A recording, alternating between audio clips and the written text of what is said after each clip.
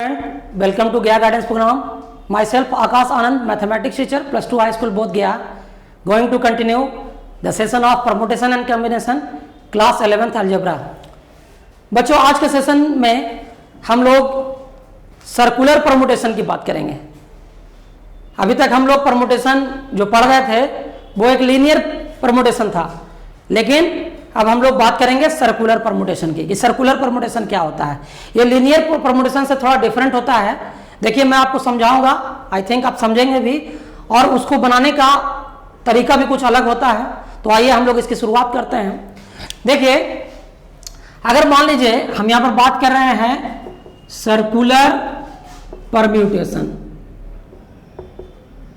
ठीक है. देखिए आपको पता है कि अगर n ऑब्जेक्ट्स होते हैं तो n ऑब्जेक्ट्स को आप अगर अरेंज करते हैं, उनका परमुटेशन निकालते हैं, तो नंबर ऑफ n ऑब्जेक्ट्स के लिए नंबर ऑफ परमुटेशन आप लिखते हैं n फैक्टोरियल, है ना.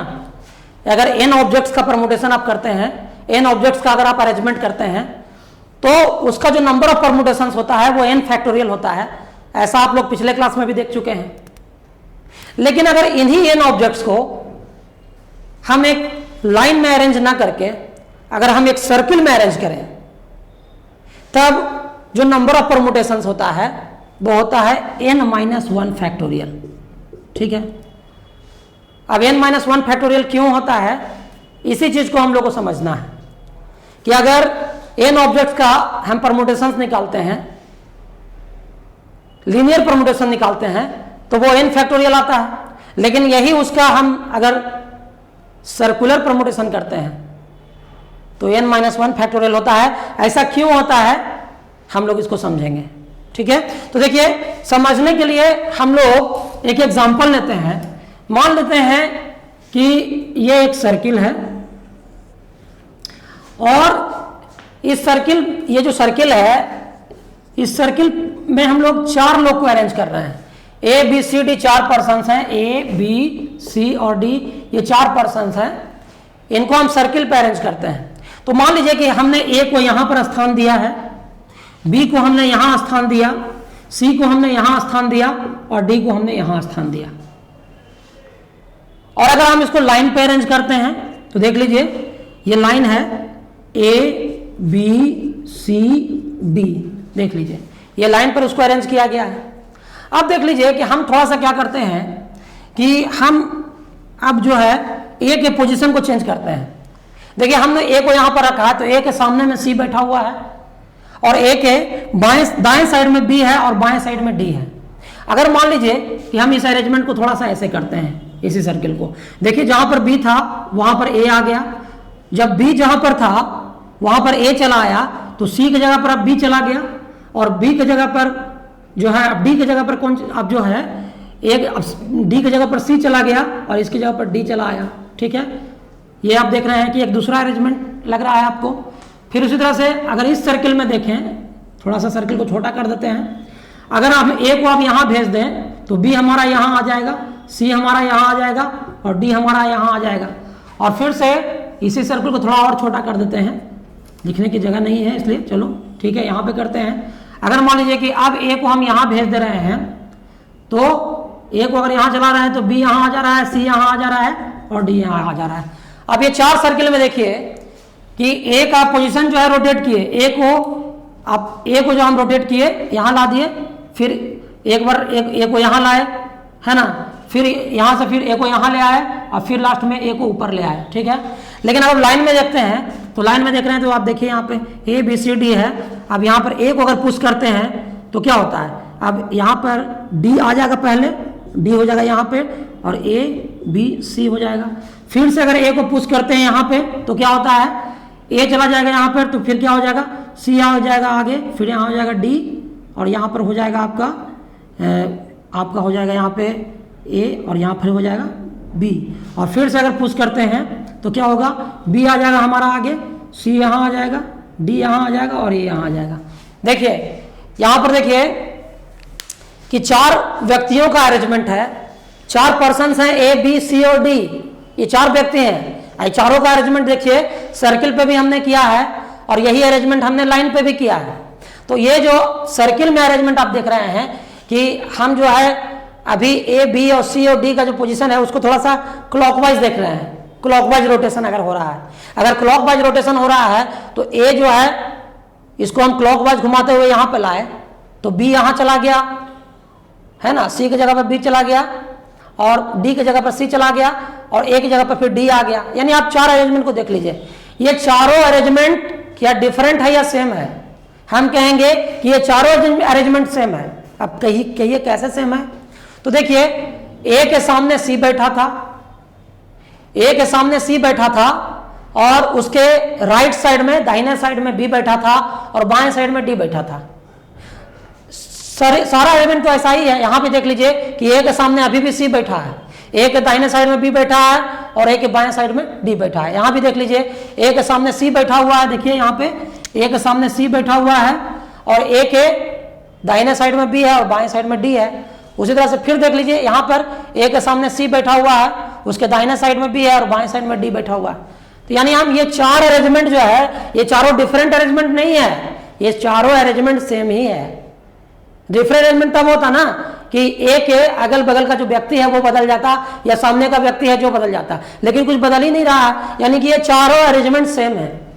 लेकिन लीनियर परम्यूटेशन में देखिए कि ए बी सी डी और डी ए बी सी और सी डी ए बी और बी सी ए डी, अगर ये चारों व्यक्ति लाइन में बैठे हुए हैं तो ये चारों अरेंजमेंट डिफरेंट है, ये चारों अरेंजमेंट जो है आपका डिफरेंट है। तो यानी कहने का मतलब है कि ये जो व्यक्ति लाइन में चार व्यक्ति बैठे हुए हैं तो इसको चार फैक्टोरियल से हम लोग अरेंज कर सकते हैं। इसको अरेंज करने का इनका परम्यूटेशन अगर निकालें तो ये 4 फैक्टोरियल बेस से बैठ सकते हैं। लेकिन यहाँ पर ये जो है यहाँ पर ये चारों अरेंजमेंट डिफरेंट है लीनियर के केस में, लेकिन सर्कुलर के केस में ये चारों अरेंजमेंट क्या है? ये चारों अरेंजमेंट सेम है। तो यहाँ पर ऐसे समझिए आप लोग कि अगर यहाँ पर इस तरह से देखें कि ये यहाँ पर कि चार अरेंजमेंट जो है, ये चार अरेंजमेंट जो है वो एक को रिप्रेजेंट कर रहा है।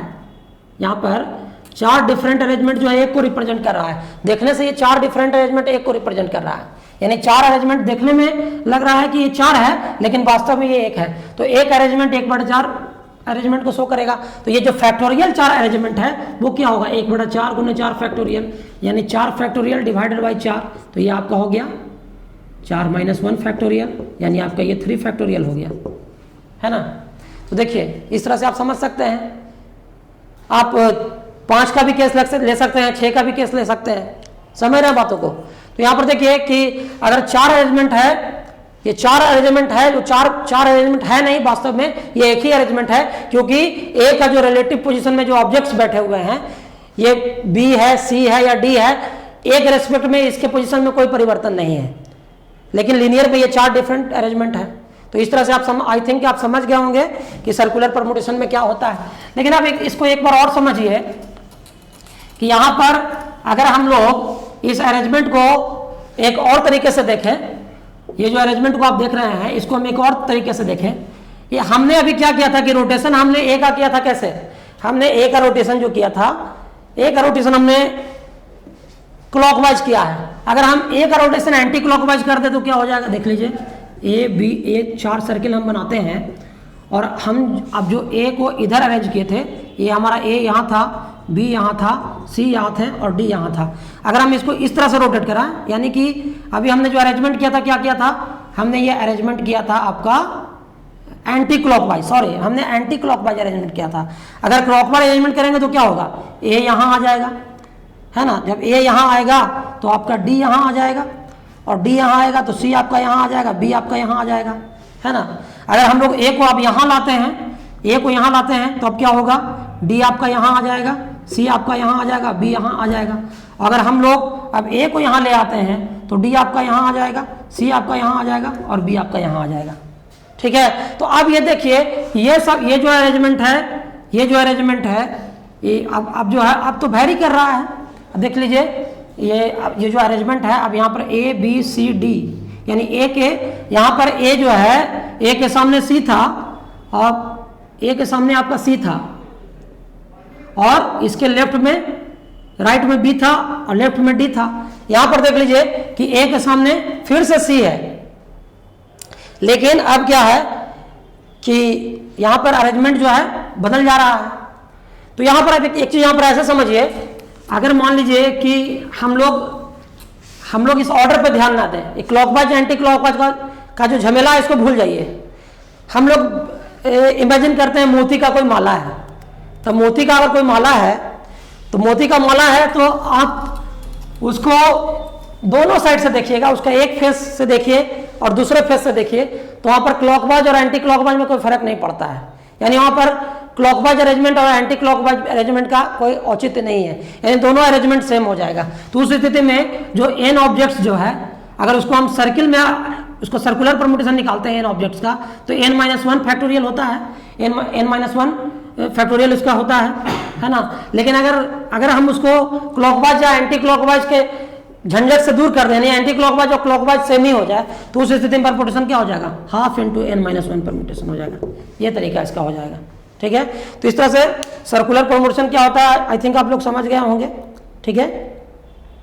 देखिए ये डायग्राम है, इसको भी आप देख सकते हैं कि यहां पर ये जो A है उसके सामने C है, उसके दाहिने साइड में B बैठा हुआ है और बाएं साइड में D बैठा हुआ है ना। अब यहां पर क्या कर रहे हैं कि ये कंडीशन को हम ऐसे ट्रीट किए हैं, A के अब हम बाएं साइड में B को बैठा दिए हैं और दाएं साइड में हमने D को बैठा दिया, तो अरेंजमेंट तो ये डिफरेंट हो गया, देख रहे हैं ना। यहां पर अरेंजमेंट क्या हो गया, डिफरेंट हो गया।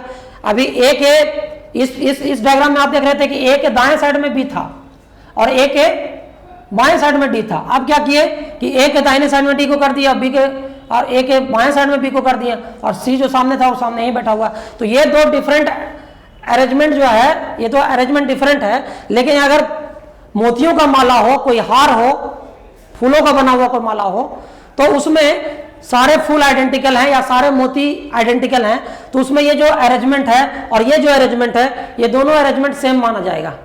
तो उस कंडीशन में हम लोग क्या कहेंगे कि जो नंबर ऑफ परम्यूटेशंस जो था n-1 था, उसमें 2 से डिवाइड पड़ जाएगा।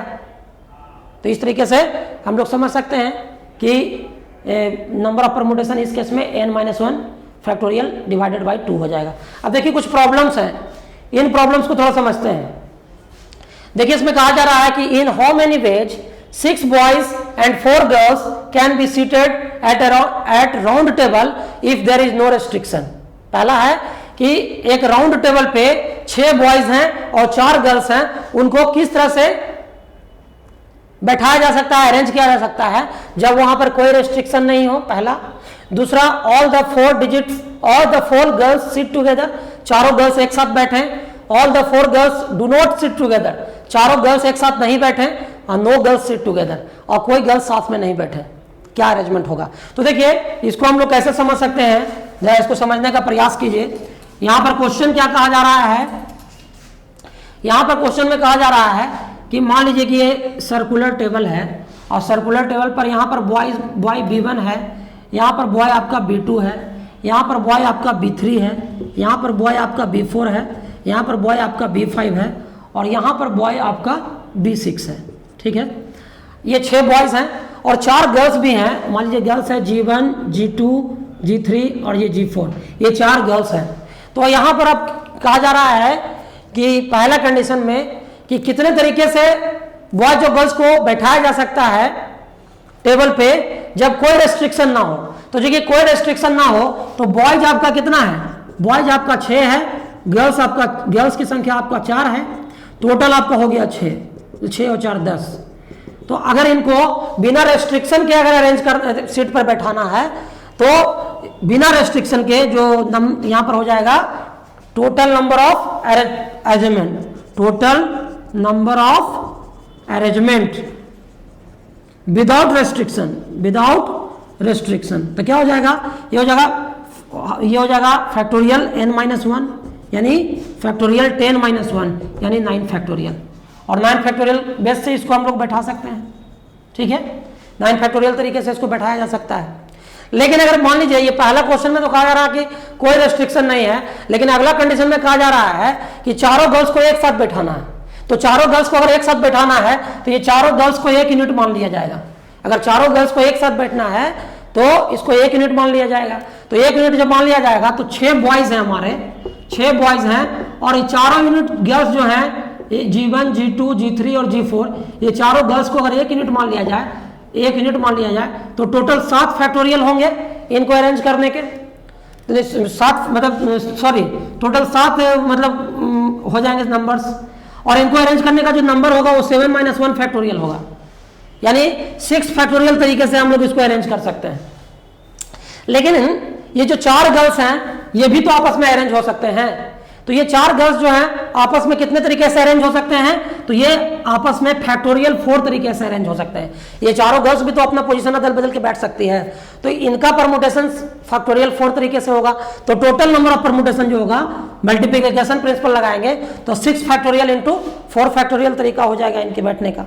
ठीक है, अब देखिए अब कहा जा रहा है कि पहला कंडीशन तो हम लोग देख लिए, दूसरा कंडीशन भी हम लोग देख लिए, तीसरे कंडीशन में all the girls do not sit together, अगर सारे गर्ल्स जो हैं एक साथ नहीं बैठते हैं तब क्या होगा? तो अगर सारे गर्ल्स एक साथ नहीं बैठते हैं उसका हम लोग को निकालना है परमुटेशंस। ठीक है, number of arrangement when all the girls do not sit together, तो यहां पर तो हम निकाले थे कि सारे गर्ल्स एक साथ बैठते हैं, उसका परमुटेशन निकाले थे। अब सारे गर्ल्स अगर एक साथ नहीं बैठते हैं तो उसका परमुटेशन अगर निकालना है तो कैसे हम लोग निकालेंगे? तो देखिए इसमें 6 बॉयज जो हैं, अगर 6 बॉयज अगर एक साथ, अगर 6 बॉयज जो हैं 6 बॉयज का अगर अरेंजमेंट करेंगे तो 6 बॉयज का अरेंजमेंट करने का तरीका 6 - 1 फैक्टोरियल होगा, यानी फैक्टोरियल 5 तरीके से 6 बॉयज बैठेंगे। लेकिन अब यहां पर है क्या कि हम लोग को टोटल अगर हम लोग देखेंगे, ये यहां पर हम टोटल अगर देखेंगे, अभी हम लोग क्या निकाले थे? अभी हम निकाले थे कि सारे गर्ल्स अगर एक साथ बैठेंगे तो कितना तरीका होगा? Factorial 6 into factorial 4।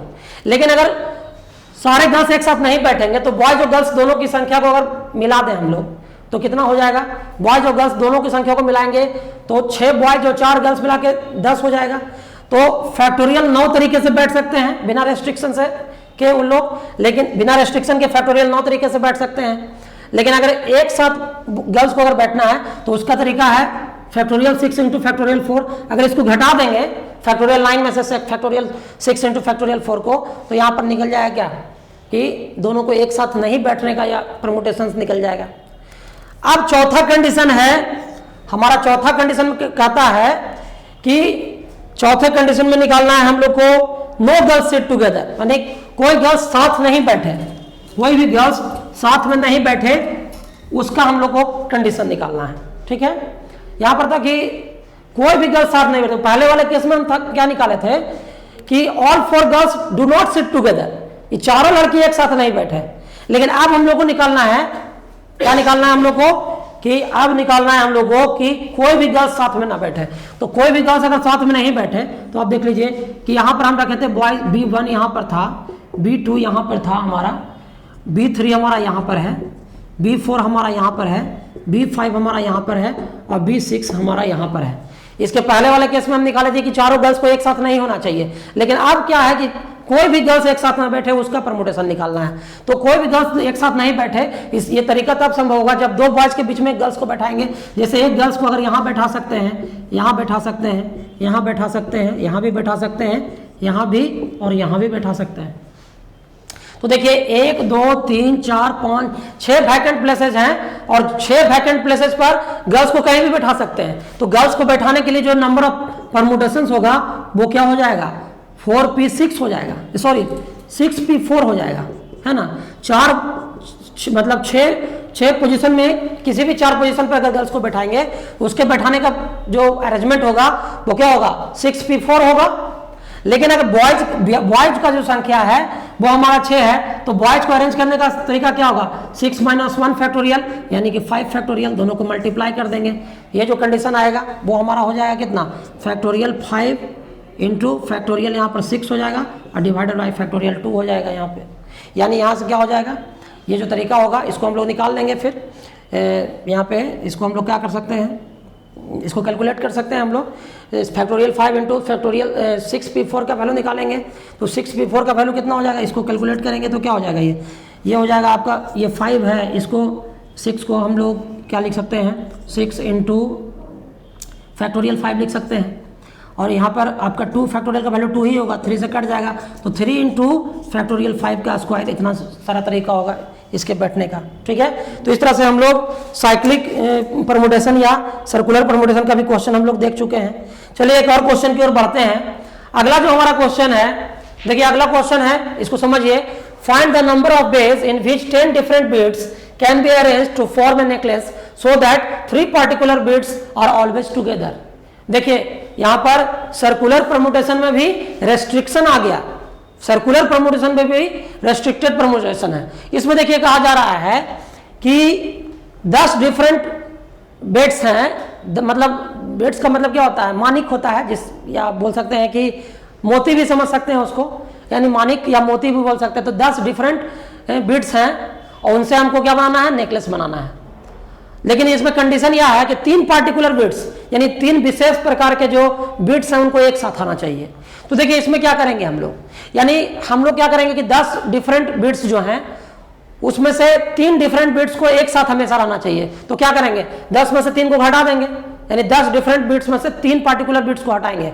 और वो जो 3 पार्टिकुलर बीट्स को हटाएंगे तो संख्या हो जाएगा 7। लेकिन उन तीनों को अगर एक यूनिट मान लेंगे तो क्या हो जाएगा, 10 - 3 + 1 8 हो जाएगा।